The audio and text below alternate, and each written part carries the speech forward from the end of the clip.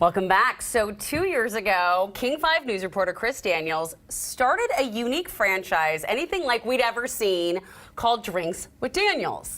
Super fun, where you casually sit down with an interviewee over a beverage. Then he started a drink with, you shared a drink so far with political candidates, leaders in the Black and AAPI communities, as well as change makers in the sports world. So we figured, after all this, you might know your way around a good cocktail. I'm still learning my way around a good cocktail, yeah. I have to admit, I remember the first time I saw the Drinks with Daniels franchise. I was a weekend morning anchor, and then we were running these, and I thought, this is genius! Because I felt like the interviews were a lot more heartfelt and casual. Well, you know, the genesis of all this was, I was talking with one of the managers here at King 5 a couple of years ago about our future political coverage. And I said, frankly, I don't want to do it the way it's been done before. Right. I would like to sit down and have a relaxed conversation, maybe with a drink in the hand. Maybe we just call it Drinks with Daniels. And he said, let's do it, like no hesitation. And what was interesting is, you know, I say to people, you pick the drink, you pick the location. It can be any type of drink. It doesn't have to involve alcohol. It's been coffee in the past. It's been coffee and tea, milkshakes. I've had vitamin water. The whole idea behind it, frankly, is when you have anything in your hand like this, you are naturally more relaxed. Your shoulders get more relaxed. Your arms get more relaxed. There's truth to that. And it's more conversational. A lot of interviews I've done, you notice just right away people do this or they do this. Because you don't know what to do with your hands. And they stiffen up. They don't know what to do with their hands. When you have that in your hand, you start talking like I do most of the time with my hands. Yes. And you become more relaxed. And that's the idea behind having a drink with Daniels. And it has really worked because you can see the difference in the interviews that you do. And I think we appreciate that. Can't wait to see more. But you've always been traditionally a beer drinker, right? I have. But anybody who knows me knows that you're a beer man. Like beer. But the pandemic changed that a little bit, right? It changed that a little bit because I think, you know, I'm not alone. There was a lot of stress, right, during the pandemic, and you start thinking, okay, beer has calories and carbs. How can we diversify the portfolio, so to speak? And that's why I turned to liquor. And frankly, there were distilleries that were making out of the gate, converted their distilleries to make hand sanitizer, right? Yes. And that's another way that I found this is, hey, I'm going to pick up some hand sanitizer. I'll pick up some brown stuff while I'm there too. I mean, and next thing you know, you start sampling. Well, absolutely. The first one we were going to talk about, I think, is very fitting because you've been covering the Seattle NHL, which is now the Kraken, for 15 years. So number one is Kraken Rum.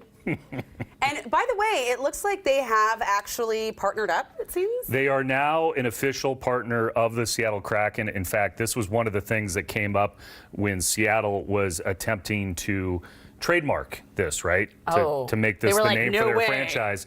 Well, the first thing you do is look at who's patented what and who's trademarked what. Well, guess what? There's Kraken Rum.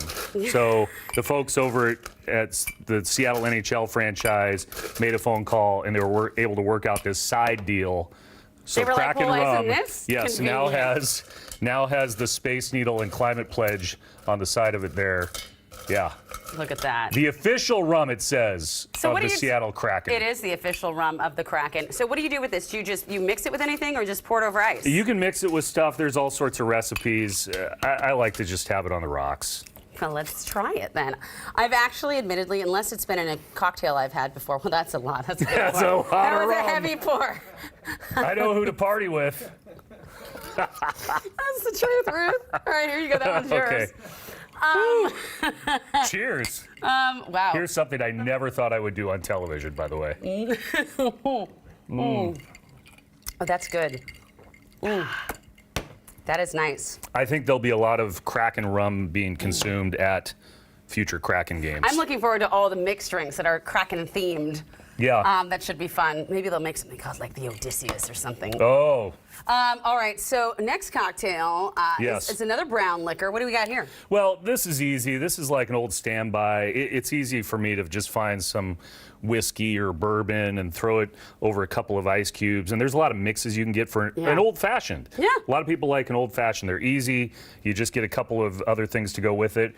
One of the things I like to do, pro tip, little LaCroix. couple of distilleries have recommended LaCroix. You get a nice tangerine or orange or lime. Which is it's that flavored sparkling water, but it's not sweetened. So yes. So you mix that in, and it's. Do we need ice for these? I like ice. Okay. That's just me. I'm just gonna forego this. It's not working too well for me today. So here we go. Try that. Would you don't have to pour some? Like I do. Would you like some? I don't. Do you like it neat? I don't like an old fashioned. Can I be honest? Oh, okay, fine. So you just make one for yourself. I guess I'll just drink alone. I want your last drink that you're about to make. Okay. But what is that you're putting in there?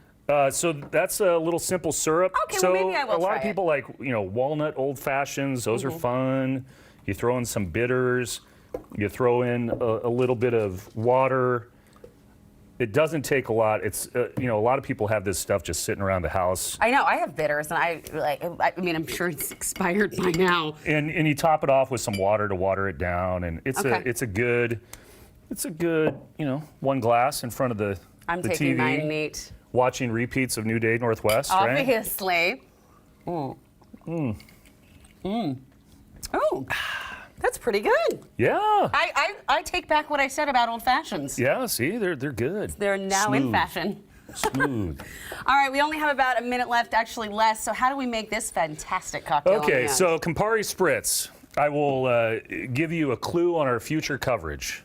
Okay. Kraken General Manager Ron Francis. Yes. I said, hey, let's pick a place, let's pick a drink. He picked Il Terrazzo Carmine and a Campari Spritz. I had never had one before. I don't think I have either. So he says, as a guy who's lived in North Carolina for a long time, that these are the drinks to have on a warm summer day. I do like a little Campari, mixed usually with elderflower and a couple of other fun things. I'm probably not going to make it as well as those fine folks at Il Terrazzo Carmine.